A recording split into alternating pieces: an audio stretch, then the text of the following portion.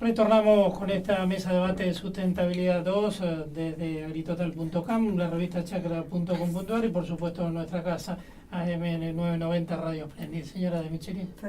Fertilización 2. 2. Bien, 2. Siempre me corrige, por eso están las bueno, mujeres. no, son las venganzas, Bueno, siguiendo un poco lo que estaba comentando, yo les pregunto, ¿por qué no se puede producir orgánicamente? Se puede, no es que no se puede. ¿Pero por qué? Sí, ¿Qué opinan entonces? Se puede, pero no alcanzaría el producido para alimentar la cantidad de gente que hay que alimentar. Son distintas formas de producción con distintos objetivos y está unido a lo que venía hablando Pablo y lo que habías vos preguntado antes con el tema de intensificar sin contaminar. No está infundado. Europa intensificó y contaminó. O sea, por algo también viene esa bajada de aprendamos de lo que ya se hizo mal, claro. O sea, intensifiquemos sin contaminar, sin llegar al extremo de la producción orgánica, que no tiene los rindes necesarios para cubrir las necesidades de alimentación mundial. Uno puede también tener en cuenta la colocación de esos productos en el mercado. Europa hizo una campaña fuertísima de colocación de productos verdes y de venta de productos orgánicos. Digo verdes para mezclar todo, porque en realidad están todos mezclados, los productos orgánicos con los productos etiquetados con producidos sustentablemente, que no es lo mismo que orgánico, pero lo venden igual, y no llega al 10% de mercado, y la mayoría, o sea, el 90% de la gente no accede a esos productos por el costo que tienen esos productos en las góndolas. Sí, ¿Querías agregar algo? Sí, puesto de otra forma, la alacena de una persona de clase media puede ser orgánica, porque puede gastar más plata y seleccionar productos orgánicos. Ahora, la alacena del mundo, no, porque nos faltarían recursos para producir orgánicamente. Además, la producción orgánica tiene dificultades en cuanto al impacto ambiental. O sea, el alimento que sale ahí puede salir sin pesticidas, con una sensación más sana para el productor. Pero es imposible hacer una agricultura en siembra directa, que sabemos que protege el suelo, que es el recurso que empezamos hoy hablando. Bueno, para proteger el suelo es muy importante la siembra directa.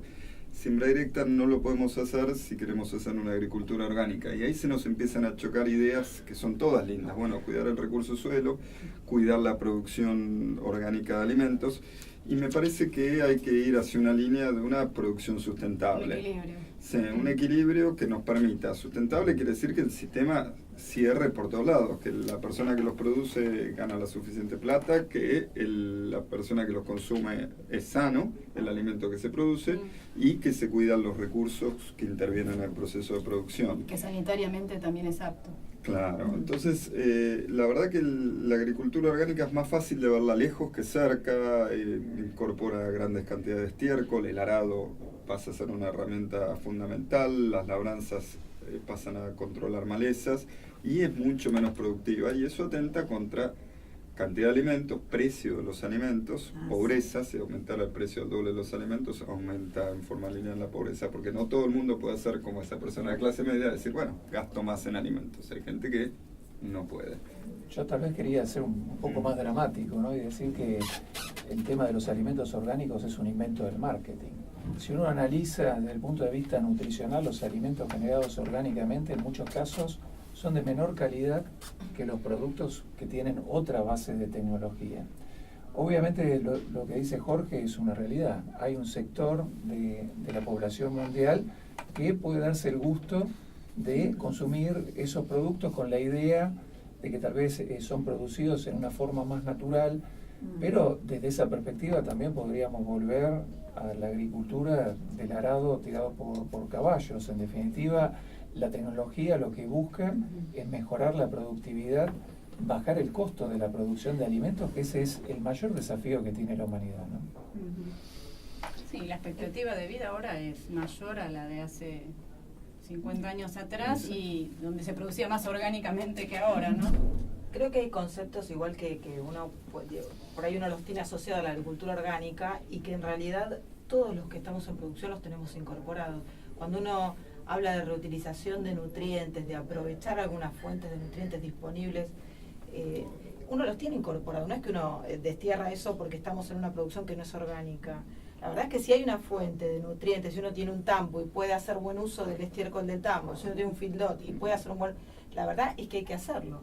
Ahora, esas cosas mal hechas también generan un impacto negativo. Ojo que un estiércol mal desparramado, donde se escurre todo para un curso de agua, es muy problemático. El aporte de nitratos el aporte de nitratos, el pico de amoníaco que se genera es altísimo. Entonces, la verdad es que nosotros estamos a favor de hacer un manejo racional del recurso suelo, pero además de todas estas cosas que uno las tiene parece que fueran solo de la agricultura orgánica, y la verdad es que las tenemos todos incorporadas.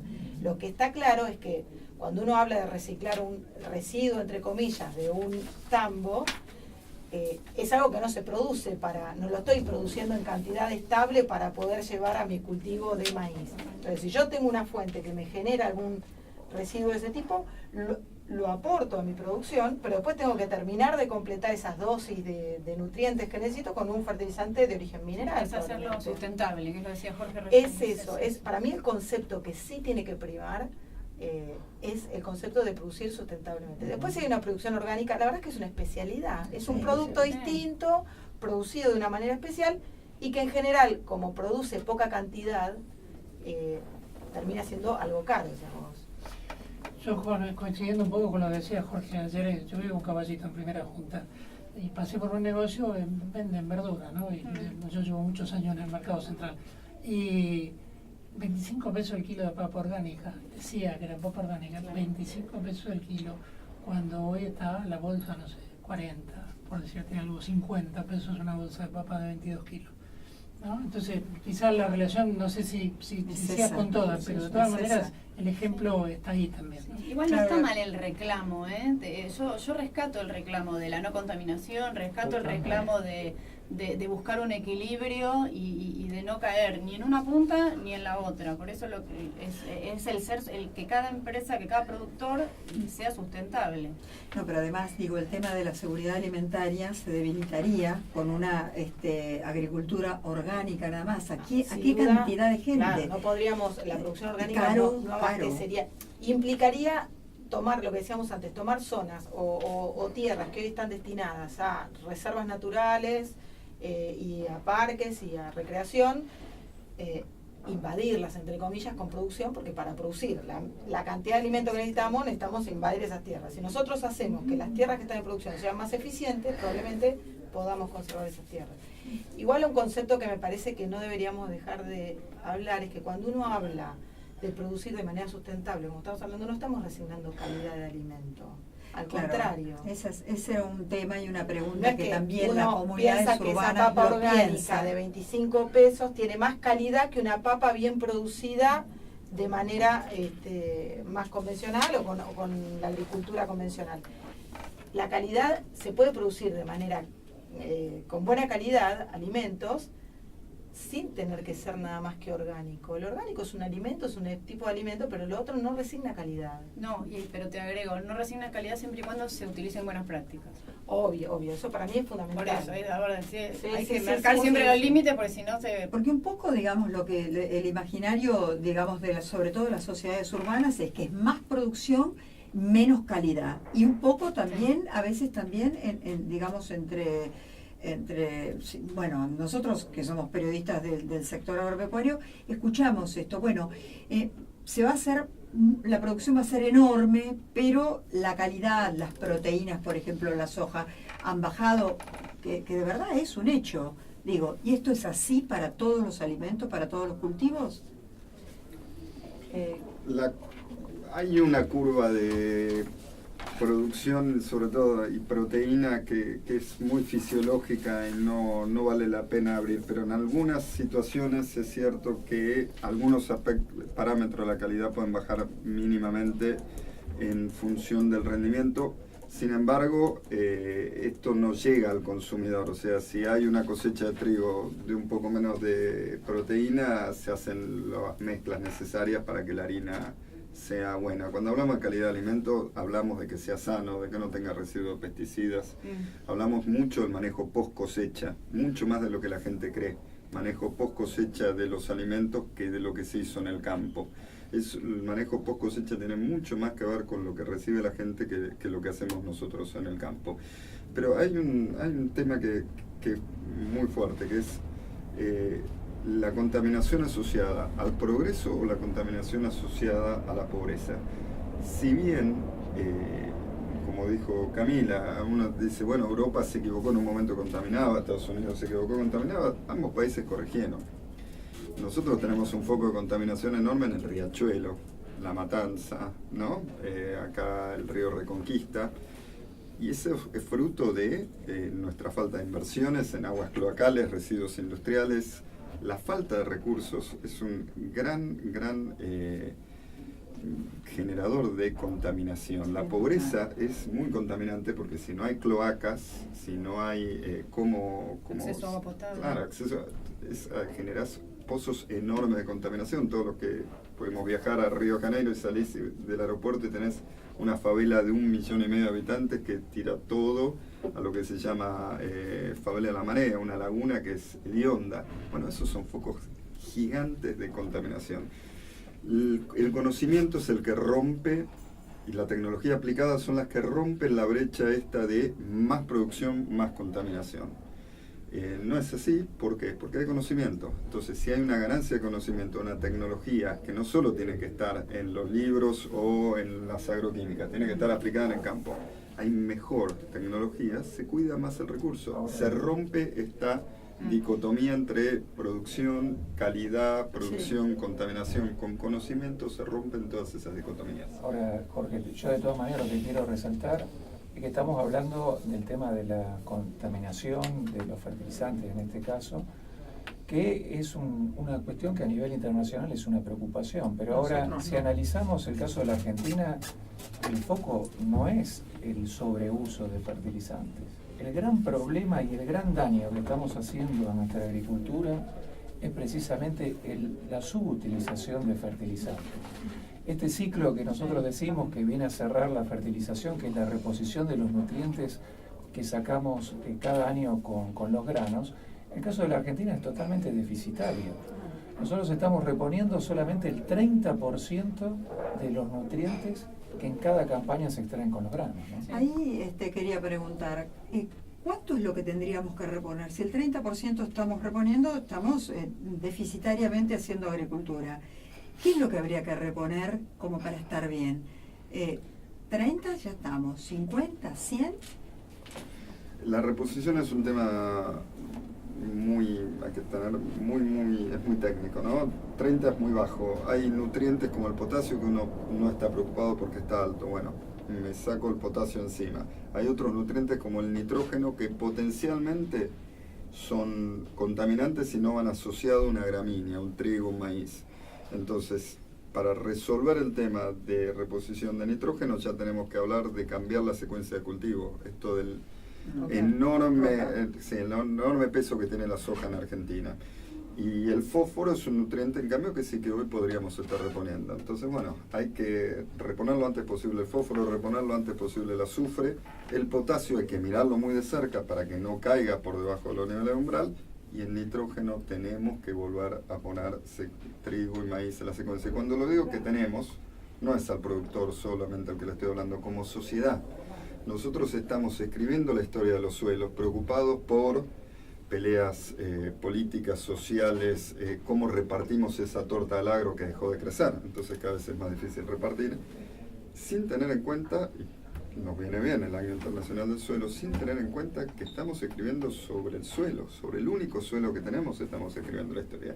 Y que cuando nos pasamos 10 años sin preocuparnos del suelo, peleándonos por la renta agrícola, haciendo pero intenso uso de la soja con muy bajos niveles de fertilización, estamos deteriorando el único recurso sobre el cual hacemos la agricultura, que es la principal industria de exportación de la Argentina. Entonces es fuerte, como sociedad tendríamos en algún momento que mirarnos y decir, bueno, ¿cómo nos organizamos para aumentar la producción agrícola, aumentar la renta? Después discutimos cómo repartimos esa renta y cuidar el recurso suelo. Y es un tema que se nos está pasando, se nos pasa tapado por otras cosas. No, volviendo a la pregunta de cuánto es mucho, cuánto es poco, si 30% Claro. es poco, es la respuesta de los agrónomos. Depende. Claro, depende del cultivo y depende del híbrido que le estás poniendo. Las semilleras han desarrollado cada vez híbridos que rinden más, que son más extractivos. Hay que medir primero qué disponibilidad de nutrientes hay en el suelo, hacer análisis de suelo, sí. porque no se hacen, y después evaluar qué variedad de trigo, soja o híbrido de maíz, girasol o lo que esté plantando y rinde que pretendo, y ahí calcular lo que necesito reponer. Al menos para darle al cultivo lo que necesita sin sacarle al suelo. Claro. María Fernanda, ya viene el Congreso, ¿no es cierto?, de fertilización, el Congreso Fertilizar.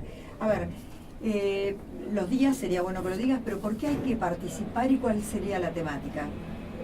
Hay que participar porque está buenísimo. Ah. Sí, el simposio es el 19 y 20 de mayo en el Simposio. Centro Metropolitano de Rosario. Y la verdad es que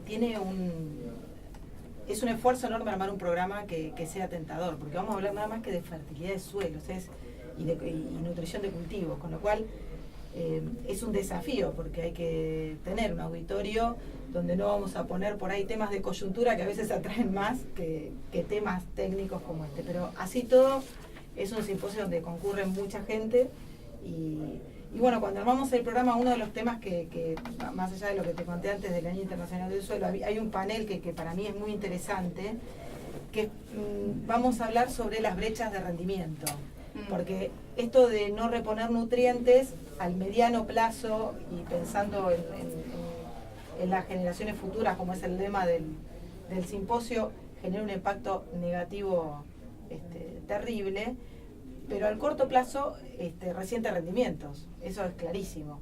Y una de las charlas que vamos a tener, que para mí es muy interesante, es un panel donde primero se va a hablar sobre cuál es el paquete tecnológico que actualmente se aplica en los distintos cultivos extensivos, pero después va a haber Juan Pablo Monzón, que es un investigador del CONICET, va a presentar cuáles son las brechas de rendimiento, cuánto rinde, cuánto es el rendimiento potencial de un cultivo de maíz en determinada región y cuál es el rendimiento actual.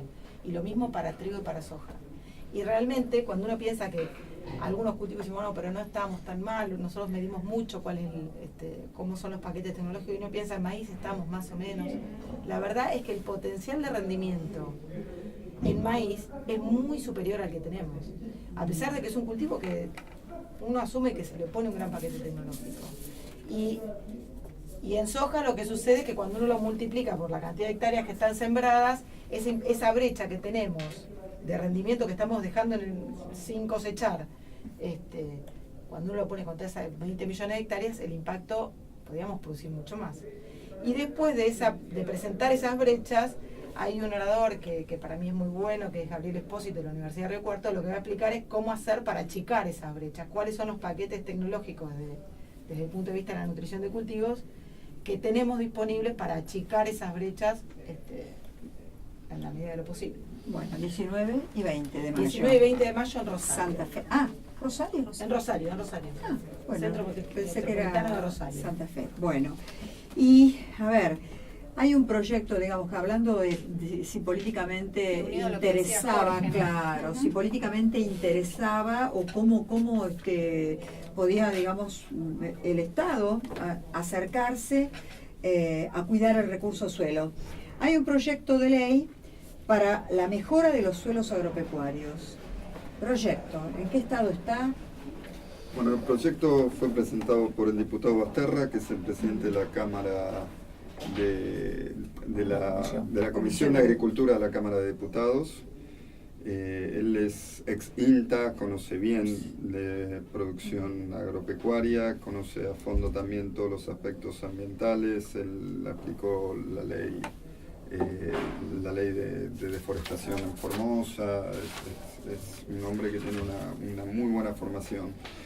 En este caso la ley es una doble desgravación del uso de fertilizantes, es una promoción que se utiliza en otros países como un éxito, porque si nosotros decíamos, bueno, Argentina repone un 30%, bueno, hace poco se publicaron un trabajo muy bueno los datos de Uruguay. Uruguay repone más nutrientes de los que saca, o sea, no tenemos que ir lejos, para encontrar agriculturas que, bueno, están subsidiadas o cosas raras, ¿no? Uruguay ya corrige todo lo que se lleva, o sea, repone lo que se lleva y un poquito más para ir corrigiendo sus suelos. En Uruguay esta ley fue aplicada, entonces, bueno, hay una cultura de fertilización. Al reponer, al poder, desgravar el uso en fertilizantes, obviamente se logra un doble efecto. Por un lado, que se utilicen más fertilizantes, cosa que es interesante, porque como decía Pablo, estamos desmineralizando los suelos. Estamos degradando el recurso por falta de uso de fertilizantes, porque le sacamos minerales y nutrientes a ese suelo. Eso se corrige inmediatamente porque si la persona tiene una motivación fiscal para usar más fertilizantes. Pero enseguida empuja a que los cultivos que utilizan más fertilizantes, que son trigo, maíz, cebada, se siembren en mayor medida. Porque para usar más fertilizantes y tener beneficio fiscal hay que, justamente te empuja a sembrar esos cultivos que están en baja y que son los que llevan más fertilizantes. Y esto es muy importante porque no solo va a contribuir a remineralizar los suelos, sino que además va a contribuir a aportar más carbono en la secuencia de cultivos, porque una cosa sin la otra, la verdad que estaríamos a mitad camino. Por lo tanto, consideramos que es una ley muy interesante, la hemos apoyado con algunos trabajos técnicos, no salió aún a prueba de la Comisión de Agricultura, esperamos que se apruebe en las primeras reuniones que tengan en el año, para ahí ya poder pasar al recinto de diputados. Pablo, después quería un poco tu opinión sobre esto y también un tema que me quedó, ¿no? El tema de cómo hicimos para producir tanto grano con tan poco nutriente y con tan poca fertilización. Pero nos vamos a nuestra última pausa. Somos Entre el Campo y la Ciudad por AM990 Radio Splendid, también en agritotal.com, revistachacra.com.ar. ¿Volvemos? Sí, nos vamos y volvemos.